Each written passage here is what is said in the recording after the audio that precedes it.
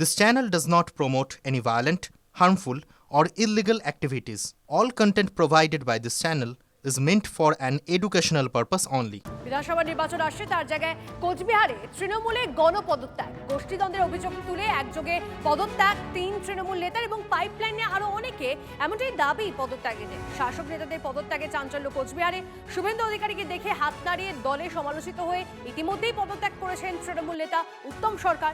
সেই রেশ কাটতে না কাটতেই বুধবার রাতে সাংবাদিক সম্মেলন ডেকে পদত্যাগ করলেন কোচবিহার জেলার তৃণমূল জেলা যুব সম্পাদক। তৃণমূল জেলা কমিটির সদস্য সহ মোট 3 জন। জানা গেছে এরা সবাই উত্তম সরকার ঘনিষ্ঠ। এই নিয়ে গত 7 দিনে 4 তৃণমূল নেতার পদত্যাগে চাঞ্চল্য কোচবিহার জেলা তৃণমূলের অন্দরে। তৃণমূলের গোষ্ঠীদ্বন্দ্ব সামনে আসায় কটাক্ষ বিজেপির।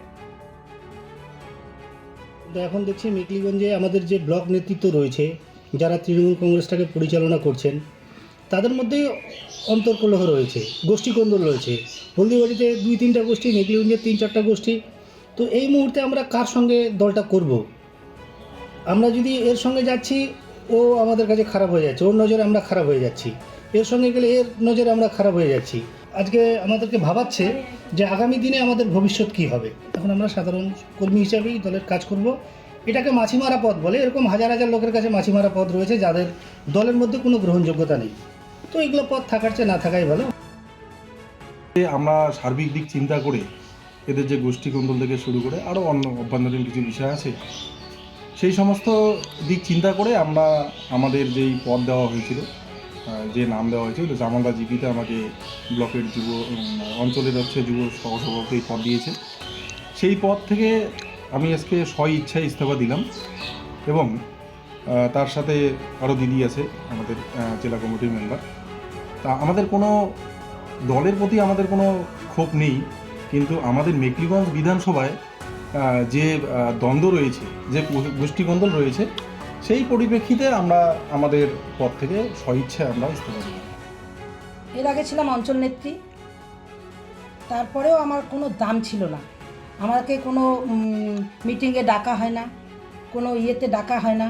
কিন্তু আমাদের কতগুলো চামচা আছে, চামচাদের মধ্যে এত ফাটল যে আমাদের গোষ্ঠীদ্বন্দ্বের মধ্যে ফেলতে চায়, কিন্তু আমরা গোষ্ঠীদ্বন্দ্বের মধ্যে নাই।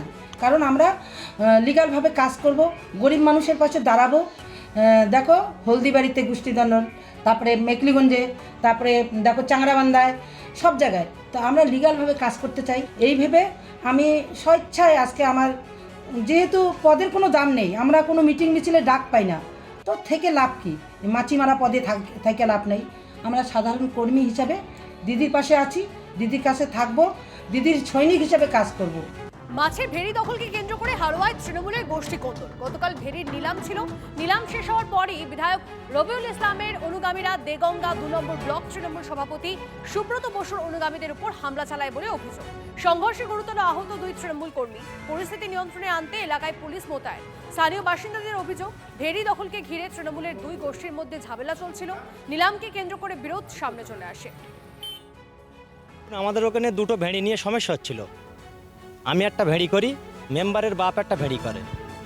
2টো ভেড়িরই আমি আমলনামা করি, কিন্তু এমএলএ সাহেব বললে যে একটা ভেড়ি অকশন হবে, মেম্বারের ভেড়িটা অকশন হবে না, মেম্বারের বাবার ভেড়ি।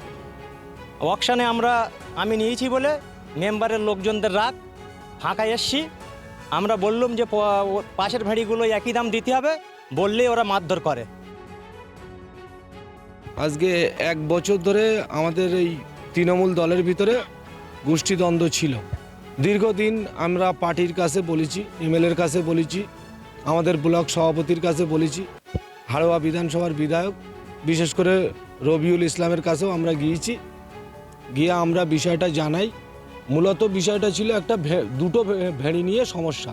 প্রায় 25-30 জন লোক এসে আমার এবং আমার সঙ্গে যে 2 জন ছিল তাদের উপরে অ্যাটাক করে। আর এমএলএ সেখানে দাঁড়িয়ে উপস্থিত ছিল। আমাদের 2টো পেশেন্ট আমাদের বারাসাতে রেফার করেছে। আমার সঙ্গে যে 2 জন ছিল তাদেরকে আমরা বারাসাতে ভর্তি করছি। কি হয় দেখে নিয়ে আমরা থানায় করছি, তাদেরকে অবিলম্বে গ্রেপ্তার করা হয়। হারোয়া বিধানসভায় মাছের ঘেরি নিয়ে দীর্ঘদিন গরিব কৃষকের টাকা তৃণমূল কংগ্রেস লুট করে এবং কৃষকদের টাকা দেয় না, সেটা ছিল।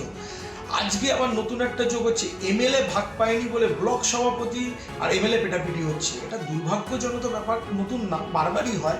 এরা গরিব কৃষকের টাকা আত্মসাৎ করে এবং গরিব কৃষকের টাকাটা নিয়ে নিজেদের মধ্যে পেটাপিটি করছে। মানুষ আজকে জর্জরিত হয়ে গেছে, 26-এ পরিবর্তন এবং জবাব দেবে।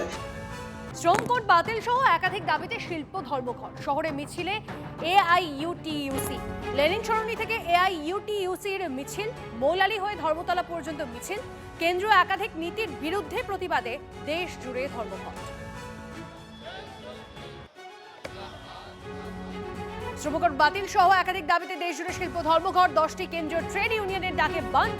বালি জুট মিলের সামনে স্লোগান, বেঙ্গল চটকলের শ্রমিক ইউনিয়নের। সকাল থেকে মিলে হাজিরা কম, অভিযোগ জোর করে জুট মিল খোলা রাখার চেষ্টা সরকার পক্ষের ইউনিয়নের।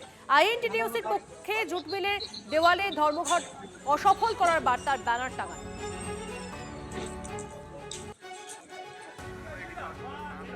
আর এই শ্রমিক ধর্মঘটের প্রভাব হুগলি একাধিক জুট মিলে। কেন্দ্রীয় শ্রম কোড আইন বাতিল সহ একাধিক দাবিতে কেন্দ্রীয় ট্রেড ইউনিয়নের ডাকে শিল্প ধর্মঘট। ভদ্রেশ্বরেও শ্যামনগর নর্থ জুট মিলে কাজে যোগ দিলেন না শ্রমিকরা।